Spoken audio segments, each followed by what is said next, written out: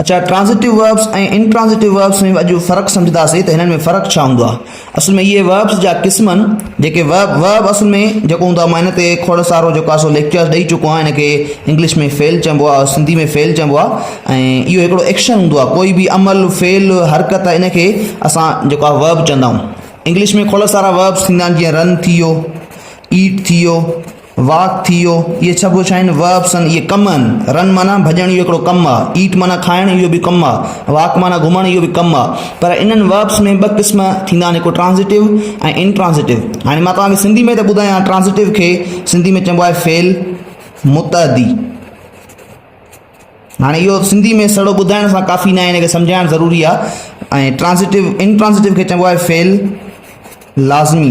हे असल में अरबीअ जा कुझु वर्ड आहिनि जेके असां वटि सिंधी में बि इस्तेमालु थींदा आहिनि। हाणे ट्रांजिटिव वर्ब्स उहे हूंदा आहिनि जेकॾहिं उहे कंहिं सेंटेंस में इस्तेमालु थियनि था त सेंटेंस बग़ैर ऑब्जेक्ट जे, बग़ैर मफ़ूल जे उहो यानी कंप्लीट सेंस न ॾींदा। ठीकु आहे, उनखे मफ़ूल जी यानी ऑब्जेक्ट जी ज़रूरत पवंदी। इन जे करे ई ट्रांजिटिव वर्ब्स जी पैसिव थी सघंदी आहे, इंट्रांजिटिव वर्ब्स जी पैसिव न थी सघंदी आहे। ठीकु आहे, मां तव्हांखे ट्रांजिटिव जो बि एग्ज़ाम्पल ॾियां थो। हे ॾिसो, ईट आहे न, हाणे हे जेको ईट आहे इहो ट्रांजिटिव वर्ब आहे। छो ट्रांजिटिव आहे? जो जेकॾहिं तव्हां मिसाल जी ॻाल्हि चवंदव हीअं, हे ॾिसो, आई ईट, मां खावां थो, त हिते सवाल पैदा थींदो त छा था खाओ। हिते काई न काई शइ अचणु ज़रूरी आहे जेका तव्हां ॿुधायो त मां हीअ शइ खावां थो।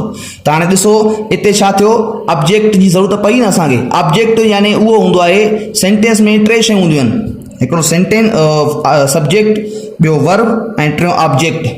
जेकॾहिं ऑब्जेक्ट न आहे, अहिड़ो सेंटेंस आहे जंहिंमें एक्शन ई कोन्हे, त पोइ हुते कॉम्प्लीमेंट ईंदो आहे, इहो टू बी में थींदा आहिनि। ठीकु आहे, बाक़ी जेकॾहिं वर्ब आहे त पोइ तव्हांखे ॾिसबो त जेकॾहिं वर्ब ट्रांजिटिव आहे त पोइ ऑब्जेक्ट हुजणु ज़रूरी आहे। जेकॾहिं वर्ब इंट्रांजिटिव आहे त पोइ वर्ब हुजणु ज़रूरत न आहे, उहो तव्हांजो ईअं ई जेको आहे सो कंप्लीट सेंस ॾींदो। हाणे ईट जेको आहे इहो तव्हांखे ॿुधायो ट्रांजिटिव आहे, हिनखे ऑब्जेक्ट जी ज़रूरत पवे थी। असांखे ॿुधाइणो आहे त आई ईट, मां खावां थो, छा थो खावां, पोइ लिखंदासीं मैंगो वग़ैरह जेको बि। ठीकु आहे, इहो फ़र्क़ु हूंदो आहे ट्रांजिटिव ऐं इंट्रांजिटिव में। ठीकु आहे, मां अञा तव्हांखे थोरो सब्जेक्ट जे बारे में ऐं हिननि टिनी शयुनि जे बारे में ॿुधायां त सब्जेक्ट, वर्ब ऐं इहे जेके ऑब्जेक्ट हूंदो आहे इहो छा हूंदो आहे।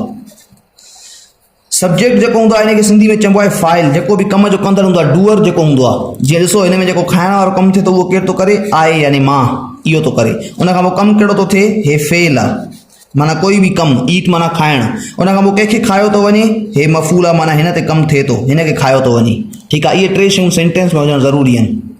जेकॾहिं वर्ब अहिड़ो आहे, जेकॾहिं मिसाल जी ॻाल्हि ट्रांजिटिव वर्ब सां पोइ टिनी शयुनि जो हुजणु ज़रूरी आहे। जेकॾहिं इंट्रांजिटिव आहे त पोइ ॿ शयूं हूंदियूं। ठीकु आहे, मां तव्हांखे इंट्रांजिटिव जो मिसाल ॾियां।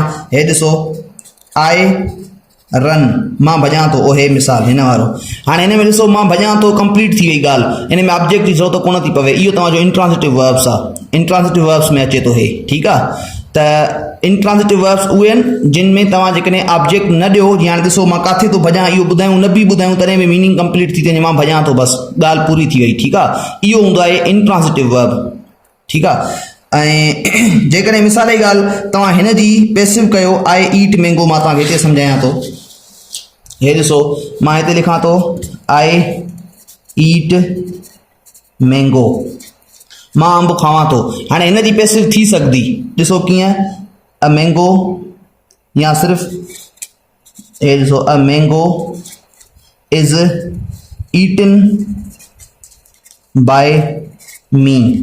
ऐं पैसिव में तव्हांखे ख़बर आहे त मीनिंग चेंज न थींदी आहे। हिन में जीअं मीनिंग आहे त मां अंब खावां थो, हिन में बि साॻी मीनिंग आहे, छो तरीक़ो मुख़्तलिफ़ आहे। मां अंब खावां थो, अंब मूंखां खायो वञे थो, मीनिंग ॿिन्ही जी सेम आहे, मतिलबु साॻियो थो निकिरे। पर हिते जेकॾहिं मां हीअं लिखां, हे ॾिसो,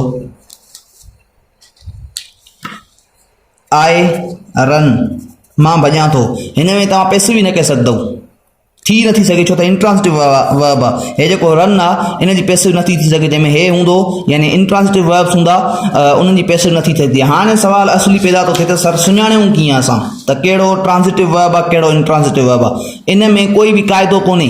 ठीकु आहे, इहो तव्हांखे पाण खे सम्झणो आहे, पंहिंजे सेंस खे इस्तेमालु करिणो आहे।